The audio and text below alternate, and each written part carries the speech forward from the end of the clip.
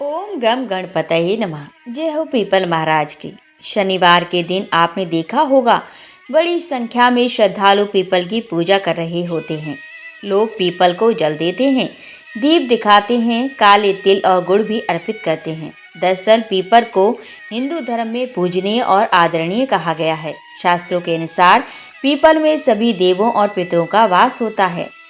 शनिवार और अमावस्या के दिन इस पर शनि महाराज का वास होता है, इसीलिए शनिवार के दिन इनकी पूजा विशेष फलदायी होती है। इस संदर्भ में कुछ पौराणिक कथाएं भी हैं। आइए जानें शनिवार को पीपल की पूजा करने का रहस्य।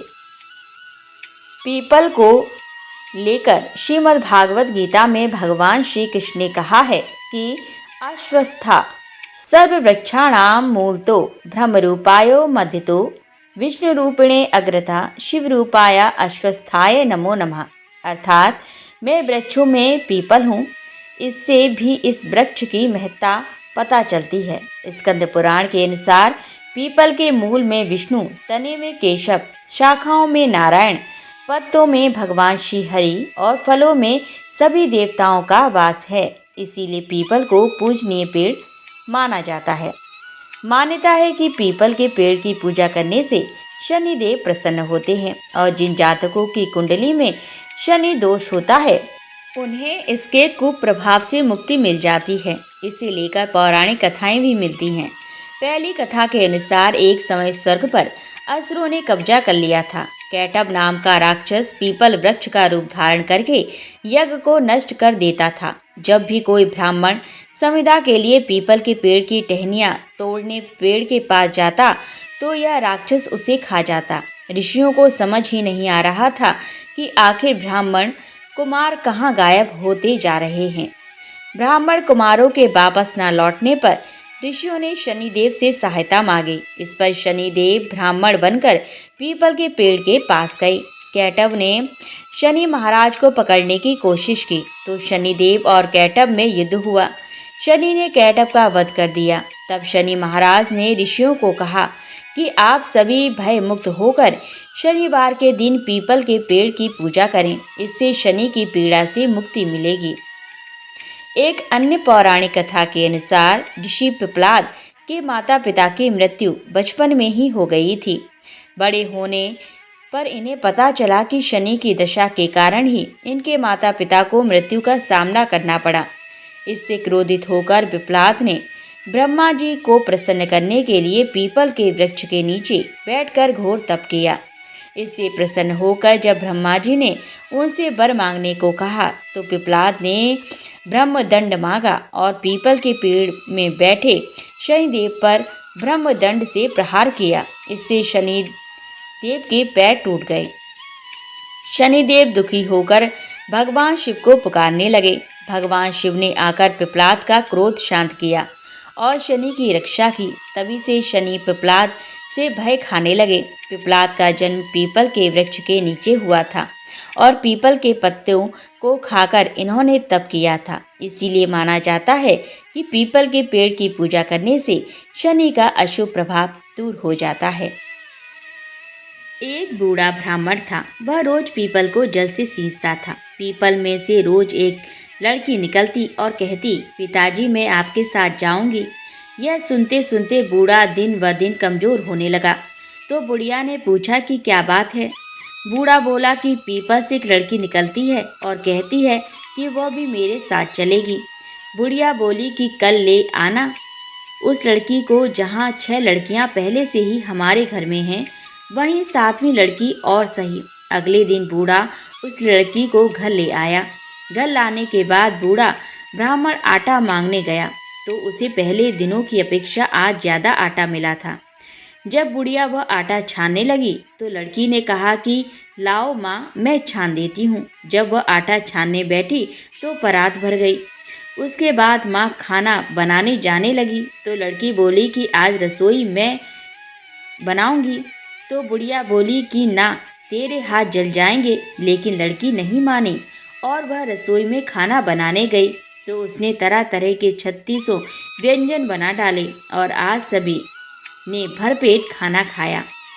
इससे पहले वह आधा पेट भूखा ही रहते थे। रात हुई तो बुढ़िया का भाई आया और कहने लगा कि दीदी मैं तो खाना खाऊंगा।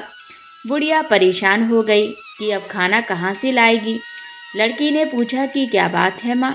उसने कहा कि तेरा मामा आया है और रोटी खाएगा, लेकिन रोटी तो सबने खा ली है, अब उसके लिए कहाँ से लाऊंगी। लड़की बोली कि तू चिंता मत कर, मैं बना दूंगी। और वह रसोई में गई और मामा के लिए 3600 व्यंजन बना दिए। मामा ने भरपेट खाया और कहा भी कि ऐसा खाना इससे पहले उसने कभी नहीं खाया है। बुढ़िया ने कहा कि भाई तेरी पावनी भांजी है, उसी ने बनाया है। शाम हुई तो लड़की बोली कि माँ का चौका लगा के चौके का दिया जला देना, कोठे में सो जाऊंगी। बुढ़िया बोली कि ना बेटी, तू डर जाएगी। लेकिन वह बोली कि ना, मैं ना डरूंगी, मैं अंदर कोठे में ही सो जाऊंगी। वह कोठे में ही जाकर सो गई। आधी रात को लड़की उठी और चारों ओर आंख मारी तो धन ही धन हो गया। वह बाहर जाने लगी तो एक बूढ़ा ब्राह्मण सो रहा था। उसने देखा तो कहा कि बेटी तू कहाँ चली। लड़की बोली कि मैं तो दरिद्रता दूर करने आई थी, अगर तुम्हें दूर करवानी है तो करवा लो। उसने बूढ़े के घर में भी आँख से देखा तो चारों ओर धन ही धन हो गया। सुबह सवेरे सब उठे तो लड़की को ना पाकर उसे ढूंढने लगे कि पावनी बेटी कहाँ चली गई। बूढ़ा ब्राह्मण बोला कि वह तो लक्ष्मी माता थी, जो तुम्हारे साथ मेरी दरिद्रता भी दूर कर गई। हे लक्ष्मी माता, जैसे आपने उनकी दरिद्रता दूर की वैसे ही सबकी करना। कहानी अच्छी लगी हो तो शेयर ज़रूर करना। माँ लक्ष्मी आपके भंडार सोने से भर देंगी। बोलिए पीपल महाराज की जय, लक्ष्मी माता की जय। हर हर हर महादेव। ओम गम गणपतये नमः। जय हो पीपल महाराज की। एक बुढ़िया थी, उसने अपनी बहू से कहा तो दूध दही बेच के आ। वह बेचने गई तो रास्ते में औरतें पीपल पतवारी सींच रही थीं। उनको सींचता देखकर बहू ने पूछा कि तुम ये क्या कर रही हो। औरतें बोलीं कि हम पीपल पतवारी सींच रही हैं, इससे अन्न और धन होता है। 12 वर्ष का बिछड़ा हुआ पति मिल जाता है। बहू बोली ऐसी बात है तो तुम पानी से सींचती हो, मैं तो दूध से सींचूंगी। गुजरी बहू रोजाना दूध दही बेचने नहीं जाती, वह रोजाना दूध को पीपल में और दही पतवारी में सींचती। सास दूध दही का दाम मांगती तो कह देती महीना पूरा हो जाने पर ला कर दूंगी।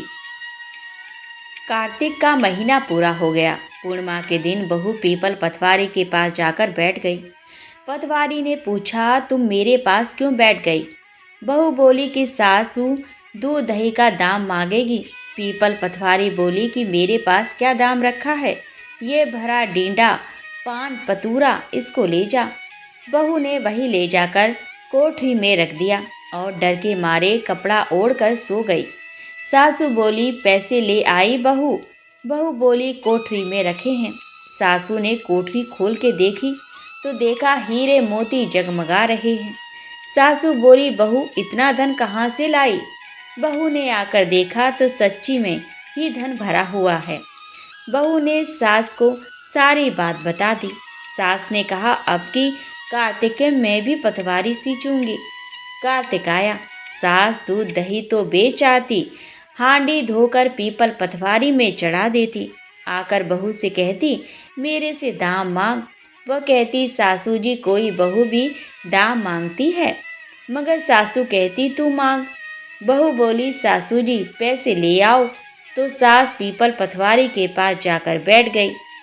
पीपल पतवारी ने सास को पान पतूरा भरा डींडा दे दिया। उसने ले जाकर कोठरी में रख दिया। बहू ने खोलकर देखा तो उसमें कीड़े मकोड़े बिलबिला रहे हैं। बहू ने कहा सासू जी ये क्या। सास ने आकर देखा और बोलने लगी पीपल पतवारी बड़ी दोगली पटपीटन है, इसको तो धन दिया, मुझको कीड़ा मकोड़ा दिया। तब सब कोई बोलने लगे कि बहू तो सत की भूखी सींची थी, तुम धन की भूखी। हे पतवारी माता, जैसा बहू को दिया वैसा सबको देना, जैसा सास को दिया वैसा किसी को न देना। बोलो पीपल पतवारी मैया की जय।